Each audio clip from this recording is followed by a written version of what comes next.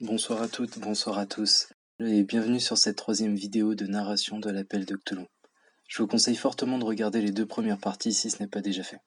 Quoi qu'il en soit, bonne vidéo à vous. Chapitre 2. Récit de l'inspecteur Legras.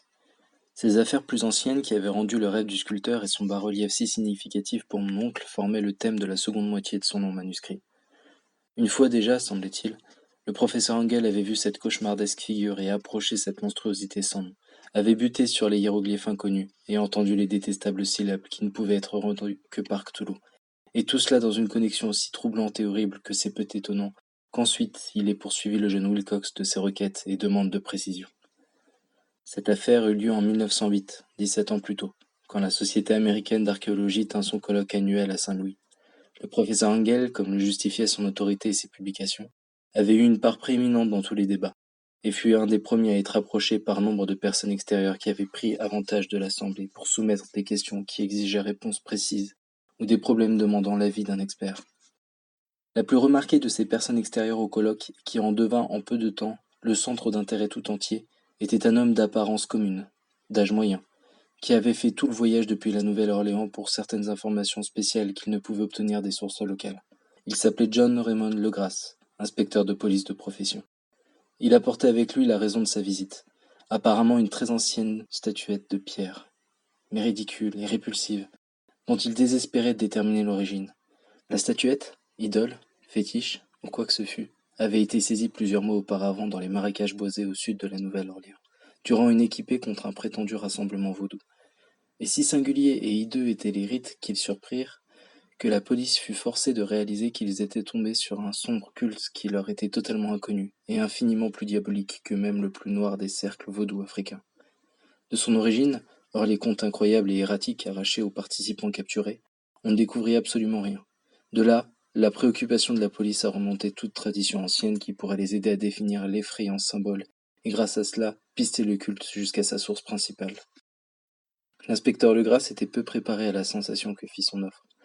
La seule vue de la chose avait suffi à provoquer dans l'assemblée des hommes de science un état d'excitation intense. Ils ne perdirent pas de temps pour l'entourer et regarder la minuscule figure dont l'infinie étrangeté et l'air d'antiquité vraiment abyssale renvoyaient si puissamment à des horizons inouïs et archaïques.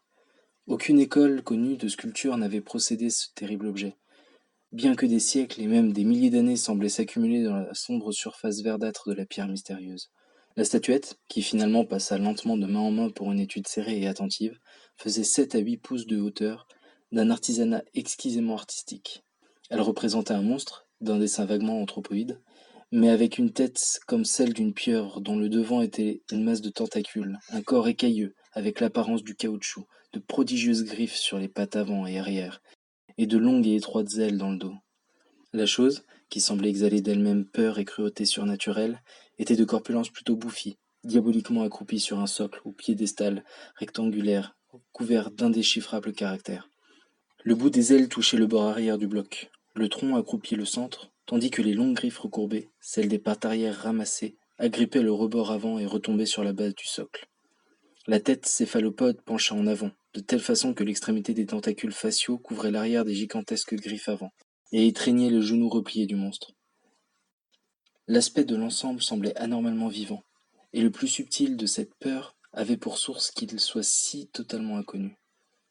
Et d'évidence, un âge impressionnant, énorme et incalculable, pas un lieu cependant qui puisse le relier à n'importe quel type d'art de civilisation récente, et pas plus de n'importe quel autre. Indépendamment de cela, sa propre matière était un mystère, parce que la pierre savonneuse, d'un vert sombre avec ses mouchetures et irisations dorées et iridescentes et ses stries, ne ressemblait à rien de familier en géologie ou minéralogie. Les signes sur le socle étaient un même défi, et aucun des savants présents, même s'ils représentaient la moitié des experts mondiaux dans leur champ, ne pouvait élaborer la moindre notion, même à partir des affinités linguistiques les plus éloignées. Comme le sujet, et comme son matériau, ils appartenaient à quelque chose d'horriblement éloigné et séparé de l'humanité telle que nous la connaissions. Quelque chose d'effroyablement suggestif de vieux et impie cycle de vie, auquel ni notre monde, ni nos conceptions n'avaient part. Et tandis que les savants secouaient sévèrement leur tête et confessaient à l'inspecteur leur défaite, il y avait un homme qui, dans cette expectative, suspectait une touche de familiarité bizarre de cette forme monstrueuse et ses écrits, et qui à présent évoquait avec une réticence mal assurée quelques curieuses vétilles de sa connaissance. Cette personne était le regretté William Channing Webb, professeur d'anthropologie à l'université de Princeton, explorateur d'envergure. Le professeur Webb avait été engagé, 48 ans auparavant, dans une expédition au Groenland ou en Islande, à la recherche d'inscriptions runiques qu'il ne réussit pas à dénicher. Et tandis qu'ils étaient sur la côte ouest du Groenland, ils avaient rencontré une singulière tribu ou secte d'Esquimaux, dégénérés dont la religion, une forme curieuse d'adoration diabolique, les avait fait frissonner par son goût du sang et sa répulsivité.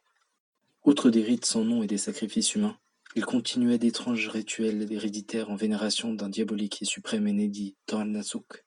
Et de ce culte, le professeur Webb avait établi une transcription phonétique scrupuleuse, obtenue d'un très vieil Angkok ou prêtre sorcier, transcrivant dans l'alphabet romain du mieux qu'il pouvait les sons reconnus.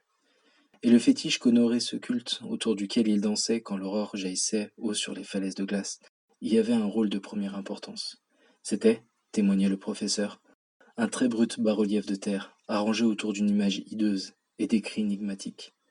Et pour autant qu'il pouvait s'en souvenir, il y avait un parallèle brutal avec chacune des caractéristiques essentielles de cette bête immonde qui était là, maintenant, posée devant l'assemblée. Ces faits, reçus avec émotion et surprise par les membres du colloque, semblèrent doublement prometteurs à l'inspecteur Legrasse, et il commença aussitôt à presser de questions son informateur. Ayant remarqué et recopié un rituel oral parmi les adorateurs que ces hommes avaient arrêtés dans les marais, il implora le professeur de se remémorer le mieux qu'il pouvait les syllabes recueillies à l'époque des Esquimaux satanistes. S'ensuivit une exhaustive recollection de détails, et une pause d'un silence très dense, quand à la fois le détective et le professeur constatèrent ensemble cette parenté virtuelle d'une phrase commune aux infernaux rituels que tant de mondes séparaient. Ce que chantaient à la fois les sorciers esquimaux et les prêtres de la secte des marais de Louisiane, à leur similaire idole se transcrivait à peu près comme suit, la division des mots étant conjecturée d'après les pauses traditionnelles de la phrase qu'on chantait à voix haute.